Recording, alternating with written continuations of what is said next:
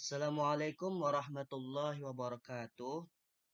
Selamat siang anak-anak Bapak sekalian kelas 5 SD Panca Bakti. Apa kabar semuanya, Nak?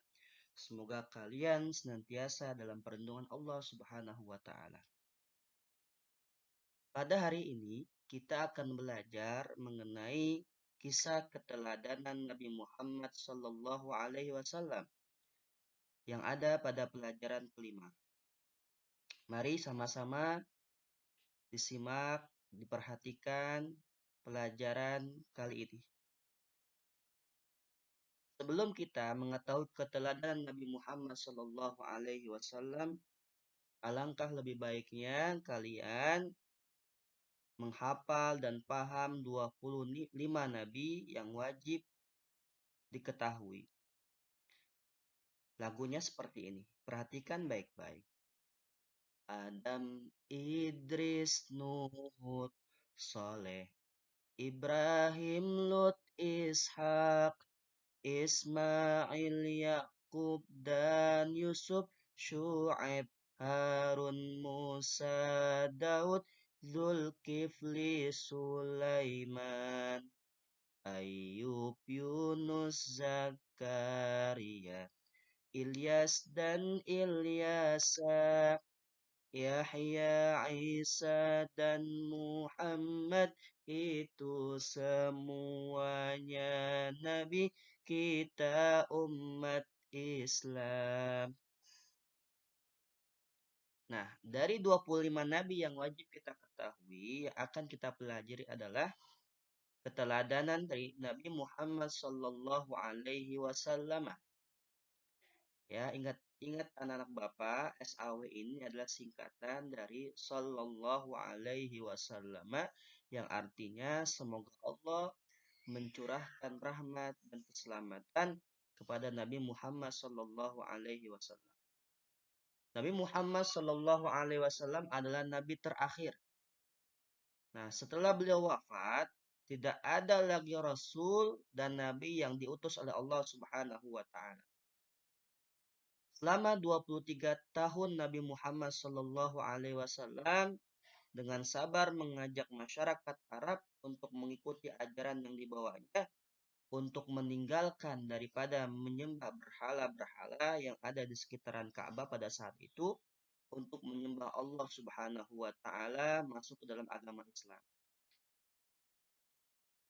Nabi Muhammad Shallallahu Alaihi Wasallam melakukan periode dakwah. Dan ada dua periode dakwah yang dilakukan oleh Nabi Muhammad Shallallahu Alaihi Wasallam.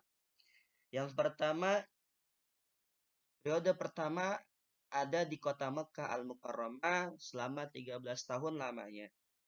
Dan periode yang kedua ada di kota Madinah Al-Munawwarah. Beliau berdakwah di sana selama 10 tahun lamanya.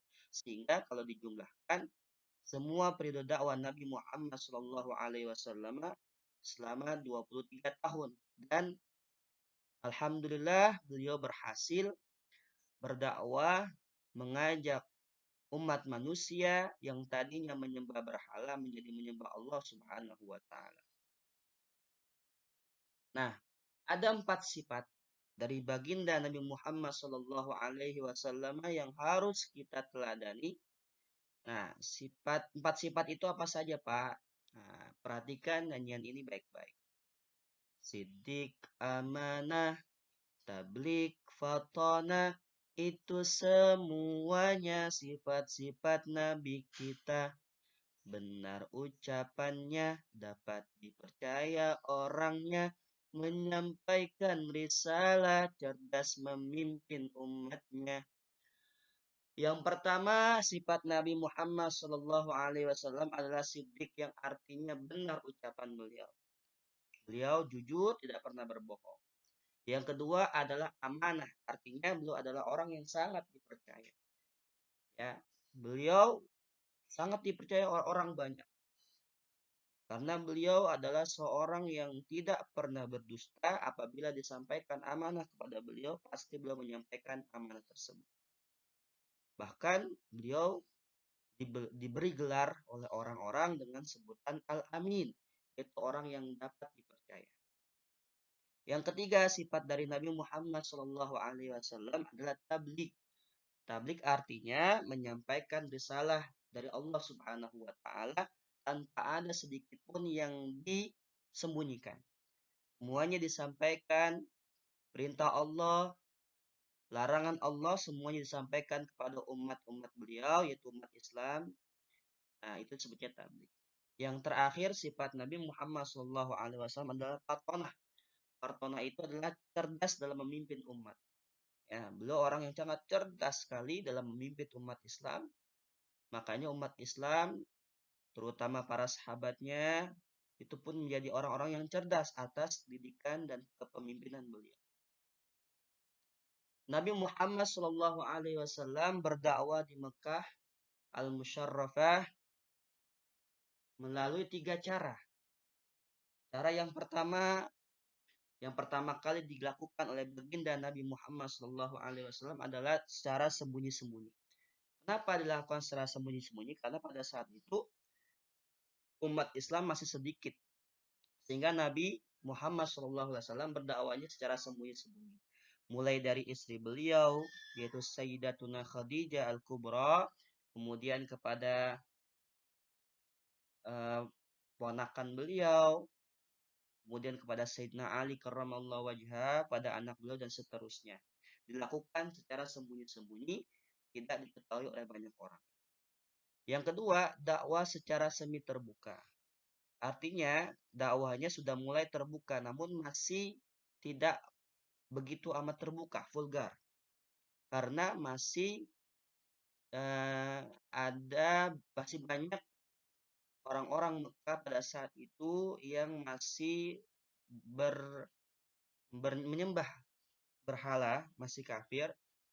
Banyak sekali, bahkan para petinggi-petinggi kafir Quraisy pun masih menyembah berhala pada saat itu, sehingga dakwahnya dilakukan semi terbuka, ya, atau disesuaikan dengan situasi. Kalau misalkan sedang ada orang-orang kafir Quraisy, maka dakwanya secara terbuka. Namun kalau misalkan tidak ada, maka kalau lagi tidak ada secara terbuka, kalau lagi ada secara tertutup atau sembunyi-sembunyi. Yang terakhir, beliau melakukan dakwah secara terbuka. Ini dilakukan ketika umat Islam sudah tersebar begitu ke daerah-daerah ke Madinah, ya.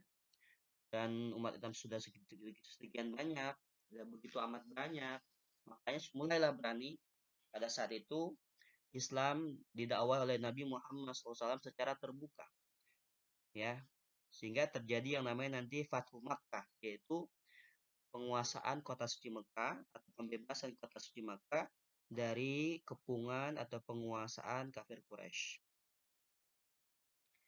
Nah, dari sifat tabligh Nabi Muhammad SAW ada yang harus kita teladani dalam kehidupan sehari-hari. Nabi Muhammad SAW memiliki sifat tabligh, sifat menyampaikan risalah dari Allah Subhanahu wa taala. Maka dari sifat tabligh Nabi Muhammad SAW ini bisa kita teladani dalam kehidupan sehari-hari. Apa? Yang pertama, menjelaskan pengetahuan kepada teman yang belum paham. Ya, kalau misalkan ada teman kita yang belum paham mengenai pelajaran, maka boleh kita menjelaskan pelajaran itu kepada teman kita. Itu salah satu bentuk meneladani sifat tabligh Nabi Muhammad Shallallahu Alaihi Wasallam. Kemudian yang kedua, mengajarkan pengetahuan kepada teman kita yang belum tahu. Nah, jadi kalau ada teman kita yang belum tahu pelajaran, mungkin dia ketinggalan atau mungkin dia sedang lagi sakit pada saat itu, maka boleh kita mengajarkan pengetahuan itu kepada teman kita. Ingat, tapi jangan sampai ketika dalam keadaan ujian umpama ataupun ulangan, maka tidak boleh memberitahu dia. Itu lain lagi ya, nak ya. Yang terakhir adalah meneladani sifat tabligh Nabi Muhammad SAW adalah menyampaikan pesan orang lain.